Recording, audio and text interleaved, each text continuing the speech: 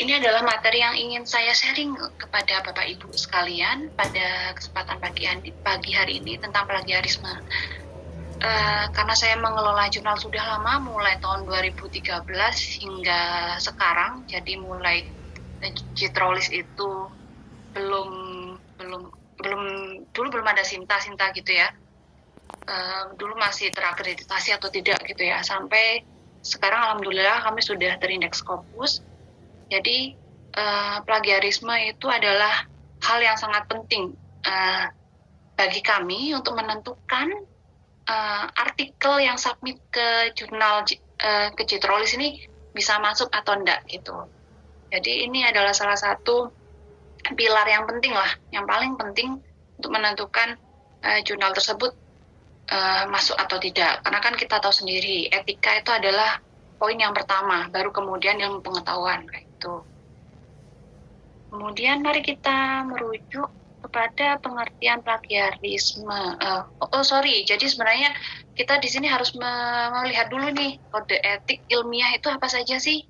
Jadi kadang ketika kita menulis suatu jurnal, menulis suatu artikel untuk dipublikasikan ke dalam jurnal, maka kita harus paham kode etik ilmiah. Jadi kode etik ilmiah seperti pengertian yang sudah saya tuliskan, jadi adalah suatu pedoman etis yang telah disepakati dalam organisasi tertentu gitu ya. Biasanya kalau kode etik ilmiah kita pasti sudah sepakati dalam suatu komunitas akademis.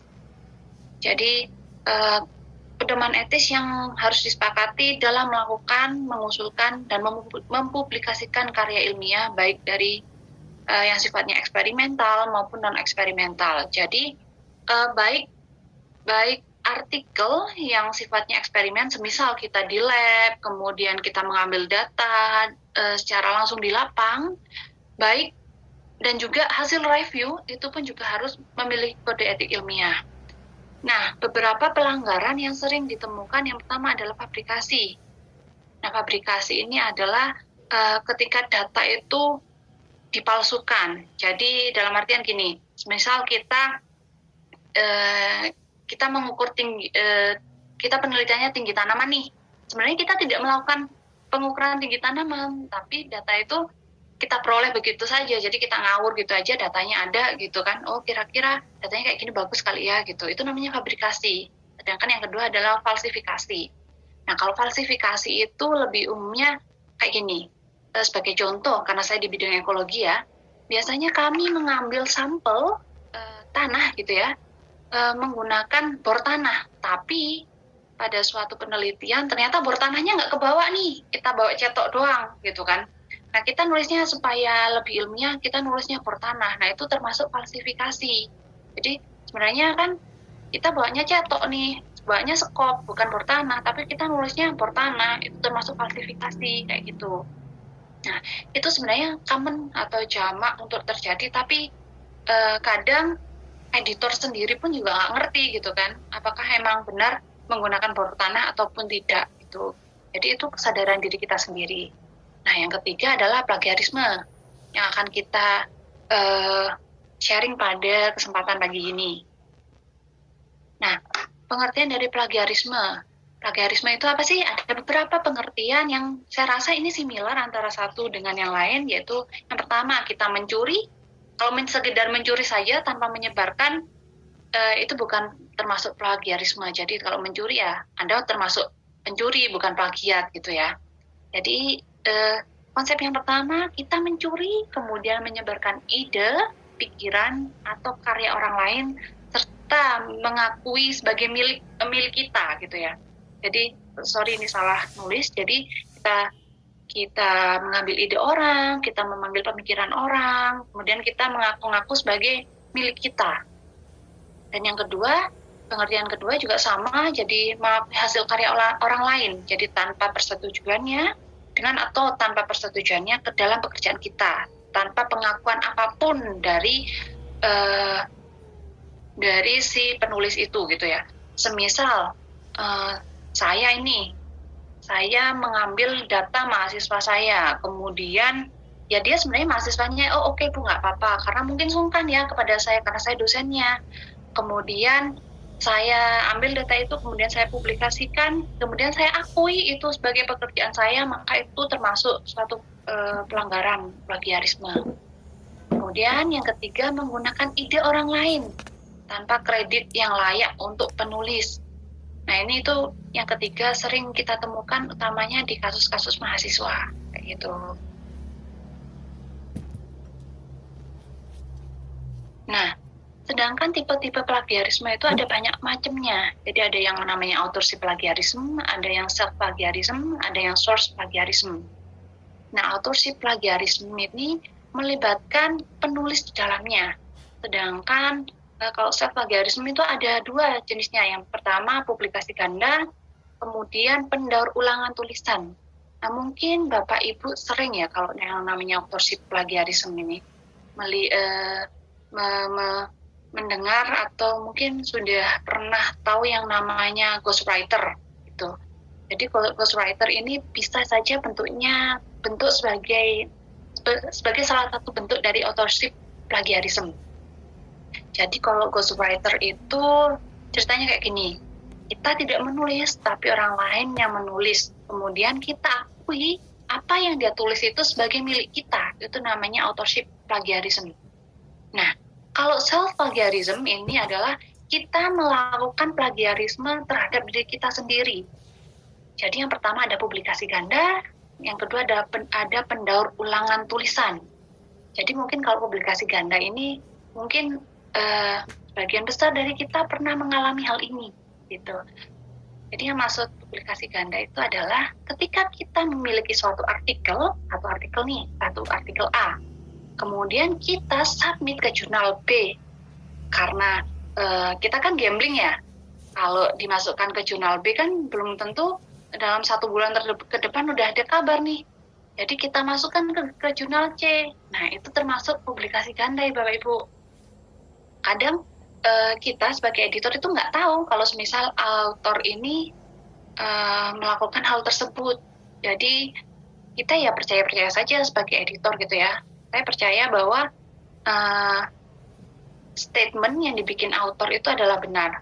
Biasanya di pengelola jurnal itu sudah ada statementnya bahwa artikel atau manuskrip yang Anda submit di jurnal kami tidak disubmit di jurnal manapun selain jurnal kami, kayak gitu. Itu sudah dicentang oleh author, harusnya author tahu itu. Tapi yang terjadi adalah author itu mensubmitkan satu manuskrip di beberapa jurnal, ada yang lebih dari 2 jurnal. Nah, itu pengalaman saya. Nah, kadang kita nggak tahu nih, kita tahunya tuh setelah publikasi, setelah publish ini kita baru ketahuan bahwa ternyata si author itu melakukan publikasi ganda. Nah, yang poin kedua tentang pendaur ulangan tulisan. Pendaur ulangan tulisan itu yang banyak kasusnya yang sudah saya temui adalah ketika kita mempublish artikel dalam bahasa Inggris, kemudian kita daur ulang, kemudian kita translate dalam bahasa Indonesia, kemudian kita publikasi dengan mengedit sedikit gitu ya, bagian judul utamanya kayak gitu. Nah itu juga sering ditemui. Nah pernah juga saya ketemu salah satu author kami dari daerah sana, India, Pakistan, Bangladesh, daerah sana lah, Asia Selatan ya, Asia Selatan. Nah, ketika dia submit ke kami cek datanya, kami cek tulisannya, kemudian kami menemukan bahwa sebagian data yang dia submit ke kami itu sudah terpublikasi di jurnal lain gitu. Nah, ini juga termasuk pendaur ulangan tulisan kayak gitu. Dan yang terakhir adalah plagiarism referensi atau sources. Jadi contohnya dengan kita tidak menuliskan sumber secara utuh. Nanti coba saya tunjukkan contoh yang lebih realnya. Nah, yang ingin saya tanyakan di sini ini adalah contoh dari authorship plagiarism. Nah, pernah enggak Bapak Ibu melihat tawaran sebagai penulis artikel ilmiah secara ilegal? Coba mungkin ada yang mau bersuara, ada yang pernah mendapatkan atau mengetahui? Belum. Bagaimana Bapak Ibu? Mungkin Ada paling Bu. Oke. Mungkin kalau saya sudah sering Bapak Ibu karena banyak sekali yang ini ada siapa Mbak Eda?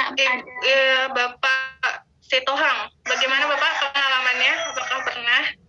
Ditawarin aja Bu, tapi saya tidak mau karena hanya diminta uangnya saja. Kalau sudah diminta uang berarti apalagi saya kurang setuju dengan seperti itu.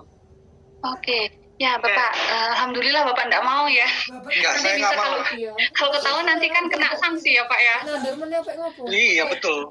Benar. Jadi ini tuh sangat jamak sekali terjadi. Kita bisa menemui di Facebook itu juga sering menemui hal tersebut. Jadi secara terang-terangan beliau oknum ini menawarkan kepada calon pelanggannya. Jadi kalau semisal kita biasanya ada rate-nya nih Bapak Ibu. Jadi kalau semisal dia tetap yang menawarin ini jadi first author, kemudian yang lainnya ditawarin jadi co-author gitu kan ya. Nanti ada tarifnya. Semisal kalau second author itu harganya kalau nggak salah saya pernah baca itu 5 juta gitu kan. Nanti kalau third itu nggak 5 juta, biasanya 3 atau 2 juta kayak gitu. Jadi ada harganya itu beda-beda kayak gitu. Nah itu common sekali ditemukan di Facebook. Nah ini adalah pengalaman saya yang kedua. Jadi selama saya mengelola jurnal, pernah saya di-email oleh salah satu calon autor kami, yang bersangkutan sudah submit nih ke jurnal kami. Tiba-tiba saya di-email gitu kan. Saya tidak tahu apa maksudnya, mungkin maksudnya ingin mempercepat proses publikasinya, sehingga dia asumsinya, kalau saya melibatkan orang di dalam atau pengelola jurnal ini nanti prosesnya lebih cepat gitu. Beliau mengimail saya bahwa, Ibu saya ingin memasukkan nama Ibu nih ke artikel saya, Ibu bersedia ya gitu. Nanti Ibu jadi autor yang kesekian gitu. Karena saya ingin menolaknya secara halus gitu ya, saya tidak ingin menyakiti perasaannya. Saya bilang, Bapak mohon maaf, artikel Bapak memang bagus, tapi saya tidak sesuai dengan expertise saya, karena pada saat itu expertise beliau adalah lain dari saya. Saya kan ekologi perairan, beliau lain dari itu gitu. Jadi saya usahakan kita menolak hal itu. Jadi saya rasa sebagai pengelola jurnal bukan hanya saya saja yang mendapatkan tawaran seperti itu. Jadi banyak sekali saya rasa Bapak Ibu yang akan mendapatkan tawaran seperti itu ketika Bapak Ibu aktif dalam mengelola jurnal. Kemudian, nah ini adalah contoh plagiarisme yang publikasi ganda tadi. Nah ini saya dapatkan dari grup pengelola jurnal Scopus Indonesia. Jadi ada satu jurnal di Indonesia, beliau tiba-tiba sharing ke kami bahwa ternyata banyak kasus double submission, kalau kita bilangnya double submission. Dia menemukan bahwa artikel yang disubmit di jurnalnya itu ternyata sama dengan artikel yang disubmit di salah satu jurnal di Malaysia kalau nggak salah ini. Nah kemudian jurnal yang di Indonesia itu meng-email jurnal yang di Malaysia. Kemudian mereka melakukan rapat lah kayak gitu. Saya tidak tahu hasilnya bagaimana. Sedangkan ini adalah email untuk si penulisnya. Jadi dikatakan bahwa Anda melakukan pelanggaran etis ya. Jadi sanksinya pun juga cukup berat. Nah sanksinya kalau semisal yang disanksi hanya yang submit itu tidak masalah. Masalahnya ini yang disanksi adalah satu institusi. Nah itu kan kasihan ya kepada teman kita gitu yang sebenarnya tidak tahu menahu masalah ini gitu. Jadi sanksinya juga cukup berat gitu ya. Jadi kalau ini kan di jurnal, salah satu jurnal di Indonesia lah. Ini sanksinya itu blacklist untuk semua autor yang melakukan double submission gitu. Kalau di saya sendiri di Jetrolis pernah saya menemui hal ini, tapi belum sampai yang sekejam ini gitu. Jadi kami hanya warning saja bahwa ini kesempatan Anda terakhir gitu ya. Jadi Anda tidak boleh melakukannya lagi. Jika Anda melakukannya lagi di jetrolis, authorship ini kan masih ada kaitannya dengan authorship plagiarism ya. Jadi kita sebenarnya harus paham nih tentang authorship.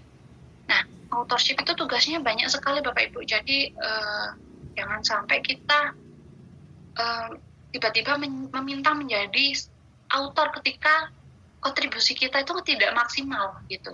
Jadi di sini authorship itu dikatakan berhak menjadi autor jika yang pertama kita memiliki kontribusi substansial, semisal kita menyusun konsep atau desain, kemudian kita mendapatkan data, menganalisis, menginterpretasi data, kemudian yang kedua menyusun artikel atau karya dan merevisi konten secara kritis, kemudian ketiga persetujuan akhir dari versi yang akan diterbitkan, dan yang keempat kesepakatan untuk bertanggung jawab atas semua aspek pekerjaan.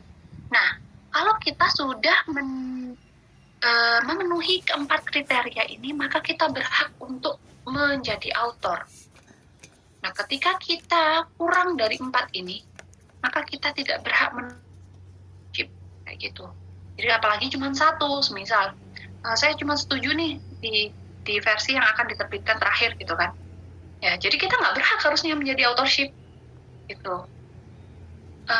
Kemudian semisal kita hanya menyusun artikel nih, hanya latar belakang saja, tapi kita nggak lihat cek datanya, kemudian kita tidak setuju versi akhir dari yang akan diterbitkan, kemudian kita tidak mau bertanggung jawab, maka kita juga tidak berhak menjadi authorship.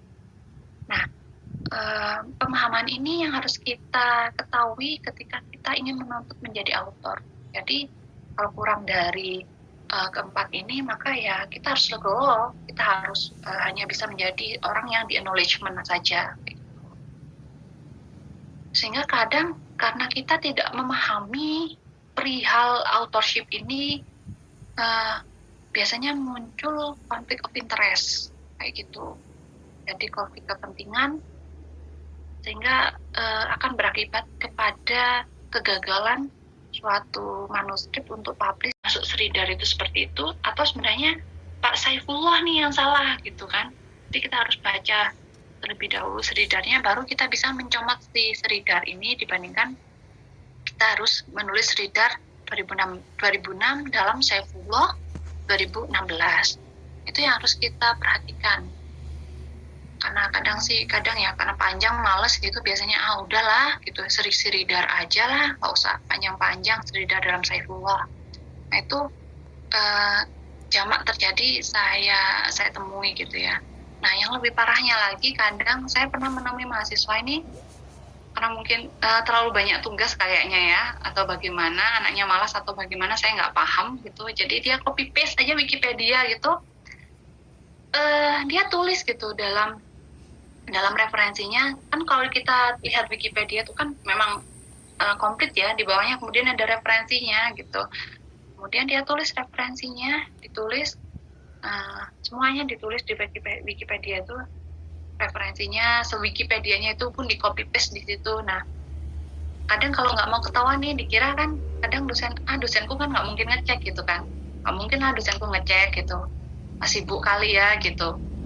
Ya udahlah copy paste sebagian aja supaya nggak ketahuan gitu, yang bagian lainnya ambil dari teman kayak gitu kan. Biasanya anak-anak mahasiswa kayak gitu umumnya.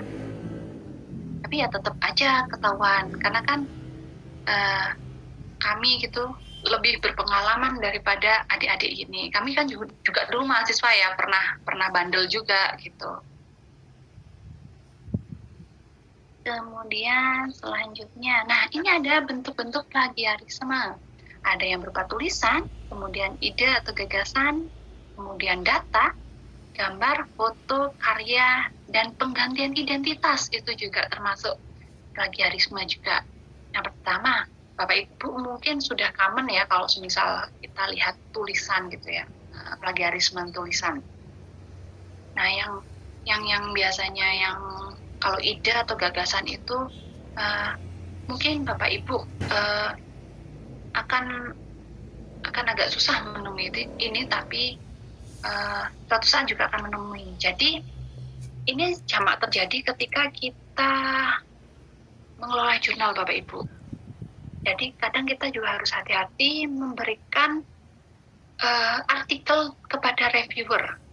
Misalkan kita biasanya kalau ingin memilih reviewer kan pasti kita sesuaikan dengan topik atau judul dari artikel yang masuk ke kita. Semisal judulnya atau topiknya tentang diversitas genetis starfish atau diversitas genetis starfish. Bintang laut, diversitas genetis dari bintang laut di pantai utara Bali gitu ya. Nah, kita pasti mencari reviewer yang memiliki pengalaman di bidang tersebut kan pastinya.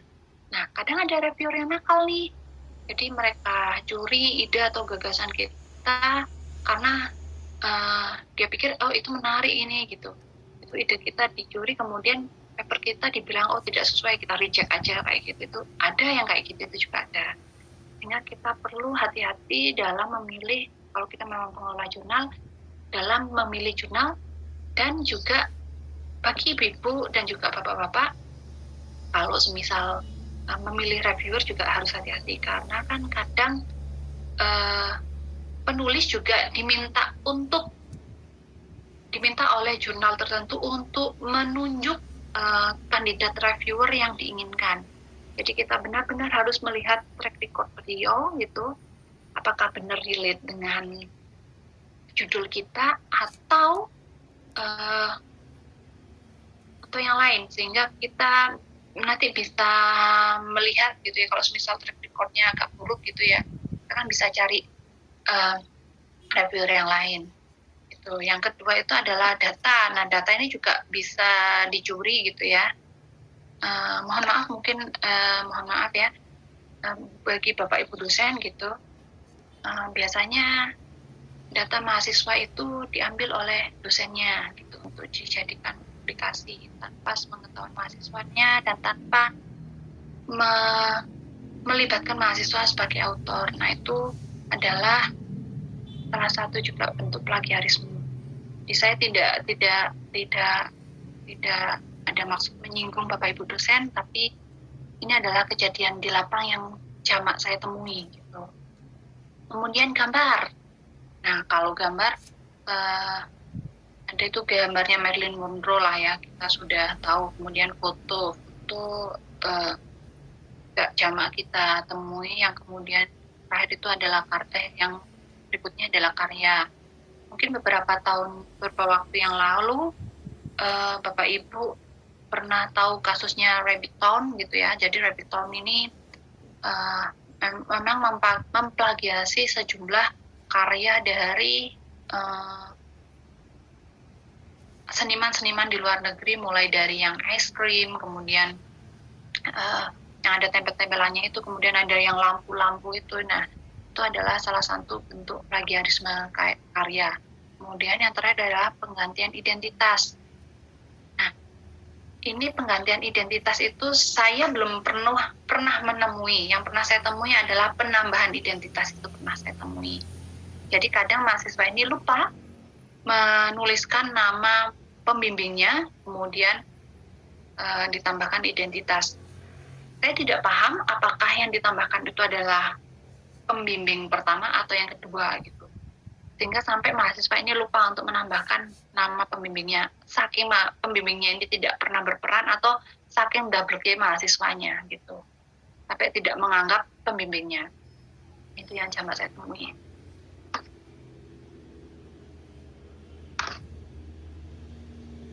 Kemudian saya rasa materi saya itu nggak terlalu banyak sih sebenarnya, jadi lebih ke sharing saja. Kemudian kenapa sih plagiarisme itu sangat marak gitu, utamanya bagi kita yang di kalangan akademik. Nah, yang pertama karena kurangnya penegakan sanksi. Jadi sebenarnya ada sanksinya, ada undang-undangnya, ada pasalnya, tapi pasalnya pun juga sudah lama, tahun 2010. Jadi sebenarnya sanksi ini harus dikelola oleh institusi per institusi ya. Jadi akan lebih mudah dalam memonitor sivitas akademisnya. Kemudian yang kedua, kemudahan teknologi. Apalagi anak-anak zaman sekarang ya, HP sudah ada di genggaman, di tangan gitu. Kita tinggal, kalau saya buka Twitter itu, melayani jasa pembuatan skripsi, melayani jasa pembuatan tugas akhir, melayani jasa pembuatan penulisan esai. Itu saya rasa saya sering menemui itu tidak hanya di Twitter saja sih, di IG juga banyak gitu. Jadi Bapak Ibu dosen gitu, kita harus gunakan teknologi untuk memantau pergerakan mahasiswa kita yang semakin lihai gitu ya. Karena kan gap generasinya itu juga semakin lebar, sehingga kadang muncul kreativitas nakal dari mahasiswa ini untuk memudahkan mereka dalam mengerjakan tugas. Tuh. Kemudian yang ketiga, kurang memahami plagiarisme. Jadi karena mereka pikir, ya kalau semisal saya sudah mencantumkan namanya si ibu ini, ya berarti bukan plagiarisme. Itu kan bukan plagiarisme, karena kan saya sudah mengakui bahwa ini adalah kerja dari ibu ini gitu kan. Padahal konsep plagiarisme itu kalau semisal kita tulisannya plek-ketiplek gitu ya, semisal Ibu Budi pergi ke pasar dengan sepeda bapak warna merah gitu. Kita tulis seperti itu ya termasuk plagiarisme, masih termasuk kita nulis kayak gitu ya. Kecuali kalau semisal itu adalah berbagai undang-undang, kemudian peraturan pemerintah, nah itu kan hal yang tidak bisa kita ganti-ganti seenaknya ya. Jadi kalau kita memang ingin menuliskan peraturan pemerintah, maka kita juga tidak boleh mengganti atau memparafrase itu. Yang boleh kita lakukan adalah kita menuliskan sepenuhnya, seutuhnya, kemudian kita berikan footnote atau catatan kaki di bawahnya bahwa ini merujuk pada peraturan pemerintah nomor ini atau undang-undang nomor sekian, tahun sekian. Nah itu harus dituliskan di footnote-nya. Kemudian yang keempat, kurang memahami topik penelitian. Nah, karena kadang kan ini sih kalau dosen saya rasa ini nggak termasuk faktor penyebab maraknya plagiarisme ya, karena kan kalau misal kita pengajar pasti kita sudah tahu kita arah penelitiannya mau kemana. Nah ini yang biasanya adalah adik-adik mahasiswa itu karena mereka nggak ketemu dosen PA-nya siapa gitu, aduh saya nggak tahu udah mau ikut siapa, yang penting ikut ibu inilah, ikut bapak inilah supaya cepat lulus gitu. Padahal dia sendiri nggak paham gitu apa yang akan dilakukan untuk tugas akhirnya, apa yang akan dilakukan untuk skripsinya. Jadi dalam menyusun itu asal aja copy paste gitu dari ini gitu kan, padahal dia nggak paham. Nah kalau dia paham, maka yang namanya plagiarisme ini bisa dihindari. Kemudian yang kelima itu malas. Nah, kalau malas ini agak susah ya obatnya ya. Kalau sudah terlihat ya Bapak Ibu Turnitin saya. Terlihat Bu Vicky. Ya. Coba kita back to home. Nah, Turnitin ini, jadi jangan tanya saya harganya berapa ya, saya nggak tahu, saya benar-benar tidak tahu karena saya dapat dari universitas. Jadi sebenarnya kalau memang universitas menyediakan, Bapak Ibu cuma sekedar menyerahkan nama Bapak Ibu dan juga alamat email Bapak Ibu ke pengelola. Kalau di kami di Brawijaya sih, di perpustakaan, tapi mungkin juga sebenarnya di universitas sudah ada gitu. Coba dicek nanti. Kalau yang personal saya kurang tahu harganya. Kalau Bapak Ibu di instansinya belum ada Turnitin ini, saya nggak tahu harganya berapa. Jadi bisa nanya ke teman-teman di klinik jurnal nanti ya. Nah, kalau ketika kita masuk, coba saya log out dulu. Saya tunjukkan halaman Turnitinnya. Mohon maaf agak lemot karena kalau weekend ini banyak orang berada di rumah, jadinya sinyalnya juga cukup lemot. Oh ya, kalau ini Bu Vicky boleh tahu kalau yang akun Bu Vicky yang digunakan ini, Bu Vicky usernya sebagai apa? Usernya instruktur Jadi Maksudnya yang manajer atau yang instruktur. Jadi instruktur ya. jadi di Turnitin itu ada username-nya sebagai administrator dan juga instruktur. Jadi kalau administrator itu adalah pusat yang pegang kendali. Ketika kita mau ngedelete di repository itu, kita harus menghubungi si administrator, kemudian administrator menghubungi Turnitin. Jadi kayak saya masih di bawahnya administrator gitu, instruktur.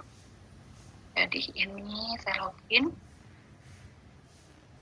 Tampilannya kayak gitu, jadi username-nya adalah email Bapak Ibu, kemudian password-nya nanti recreate by Bapak Ibu gitu. Oke, jadi sebentar saya hapus dulu ya ini. Nah, Bapak Ibu di sini ada yang all classes dan juga quick submit. Saya biasa gunakan yang dua ini saja. Kalau join account saya belum pernah. Dan saya tidak berani gitu ya, karena saya belum belajar tentang join account itu seperti apa.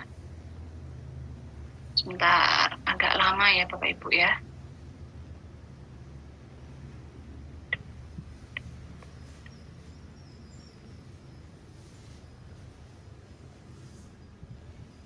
Sebentar. Oke. Bapak Ibu, jadi di sini ada all classes. All classes itu kalau semisal Bapak Ibu punya kelas banyak gitu yang 40 orang, Bapak Ibu bisa masukkan di sini. Kita add class di sini, tambahkan kelas apa yang kita mau. Nah, ini ada yang tipenya standar, ada yang master. Jadi kalau tipenya standar itu ada enrollment key-nya, kalau yang master itu nggak ada enrollment key-nya gitu. Tapi saya lebih prefer yang standar aja, yang ada enrollment key-nya, sehingga lebih aman lah. Kemudian kelasnya kita kasih nama, misal tadi ekologi gitu ya. Kemudian enrollment key-nya 1, 2, 3, 4, 5, 6. Kemudian subjek areanya sudah tersedia di sini, bisa kita pilih maunya yang mana. Kemudian student level-nya juga bisa kita pilih undergraduate atau enggak gitu ya. Kemudian mulainya kelasnya kapan gitu ya, kemudian kelas berakhirnya kapan. Ini terserah, juga bisa Bapak Ibu edit gitu ya. Jadi kalau semisal kelasnya kita saya tulis di sini kelasnya berakhir pada berarti Agustus. Nah, Agustus tanggal 10 gitu ya. Maka setelah lewat tanggal 10 itu mahasiswa tidak bisa submit di sini lagi. Kemudian kita submit.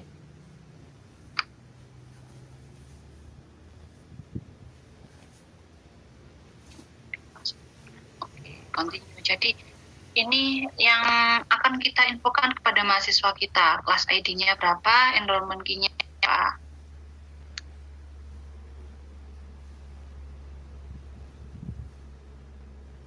Nah, ini juga sudah ada infonya di sini, kelas ID-nya berapa, kelas name-nya apa. Nah, kemudian sayang yang tidak suka di sini adalah kita harus menginformasikan kepada mahasiswa. Sebenarnya kalau semisal pakai Google Classroom kan juga enak ya, jadi kita tambahkan add assignment dulu di sini. Di ibu bapak mau nambahkan apa, nah nanti bisa diedit di sini. Kemudian untuk student-nya,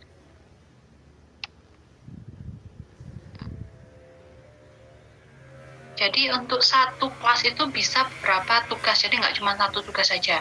Misal Bapak Ibu mau ngasih 10 tugas masih oke, masih bisa masuk. Nah,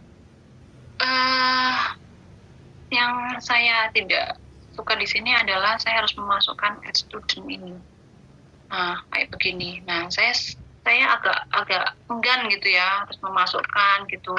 Akhirnya saya lebih prefer untuk tidak melakukan add class ini. Tapi sebenarnya enak juga sih sebenarnya add class ini. Tapi karena saya malas di awal gitu ya. Jadi kadang saya ya sudah adik-adik silakan mengumpulkan kalau dulu zaman online gitu, mengumpulkan di Google Classroom. Kemudian baru saya unduh semuanya, kemudian saya cek satu persatu. Nah, caranya cek satu persatu, kalau tadi kan add class ya Bapak Ibu. Kalau ini caranya kita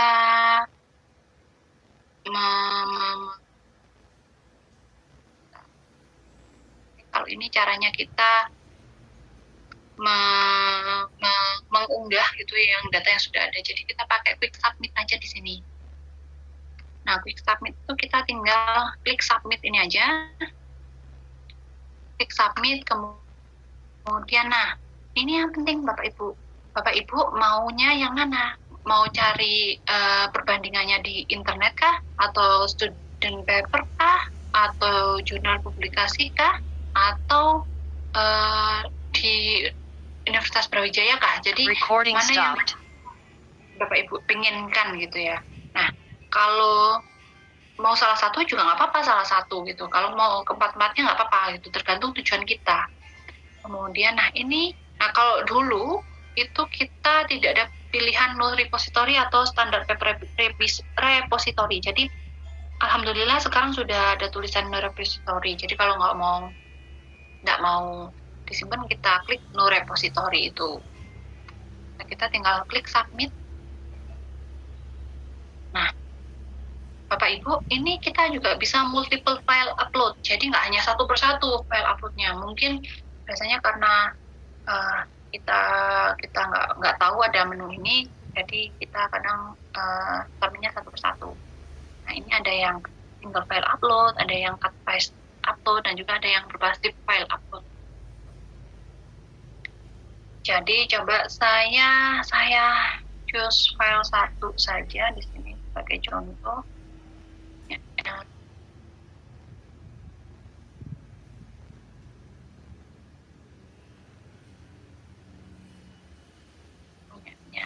ini ya. Punyanya mahasiswa saya, kebetulan saya sudah pernah cek di sini sih. Jadi kita tinggal pilih file yang kita mau. Kemudian kita choose file. Nah, ini sebenarnya tidak wajib Bapak Ibu, boleh dikosongi, boleh enggak. Kita lebih enaknya kita tulis aja ya, Elma Leida. Kemudian kita upload. Ini mungkin nggak lama sih sebenarnya. Nah, kemudian kita klik submit saja.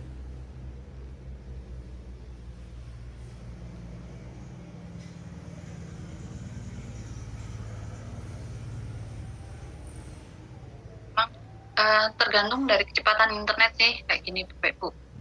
Tapi saya sudah ada contohnya yang sudah selesai gitu ya. Misalnya punyanya Elma.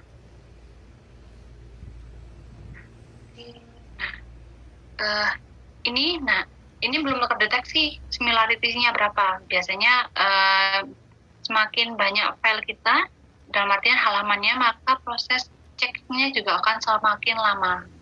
Biasanya 1 menit sih sudah selesai ya. Jadi kita harus sering-sering refresh gini. Nah, ternyata si Elma tadi menghilang. Jadi kita bisa sortir di sini. By clicking, kalau mau sortir atas nama author bisa klik di sini gitu ya. Kalau mau sort by title bisa langsung klik di title-nya, dan begitu pula sebaliknya. Nah, ini kan kalau berdasarkan author ya. Nah, kalau berdasarkan paper ID atau tanggalnya, karena tadi kita kan barusan, berarti kan enakan pakai tanggal ya.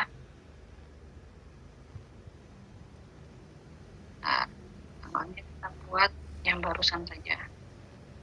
Recording in progress. Ternyata punyanya Elma dia itu similarity-nya tinggi, 69% gitu. Kemudian supaya kita tahu kayak gini, kita cek itu, cek hasilnya apa ya yang salah gitu ya. Nah, untuk cek supaya ketahuan mana sih yang mirip, mana yang enggak gitu ya, kita klik yang match overview ya. Nah, kalau kayak gini kan harusnya mirip kan, enggak apa-apa ya, karena kan memang tulisan kementerian dan lain sebagainya. Nah, yang jadi masalah adalah yang seperti ini Bapak Ibu. Ya kan kayak mirip banget semuanya nih. Padahal ini ada padahal dia tidak ada bibliografinya. Jadi kan kalau kayak gini tulisannya, ya berarti dia bisa dianggap melakukan plagiarisme gitu. Jadi hal ini nggak boleh. Nah, ini kan kita sudah tahu detailnya by clicking ini, dengan clicking more overview ini. Kemudian kita juga bisa sorting, Bapak Ibu, mengetahui lengkapnya berapa persen dari menu yang ini, menu apa ya, all source.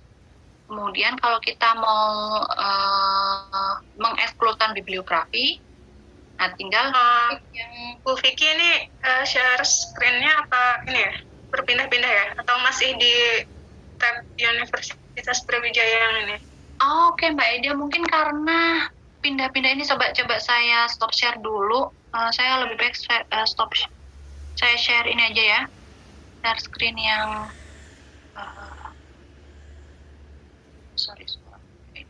karena memang dia buka window baru.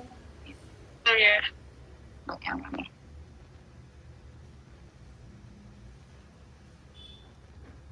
Oh, bukan Mbak Ida, saya stop share dulu. Screen all aja ya.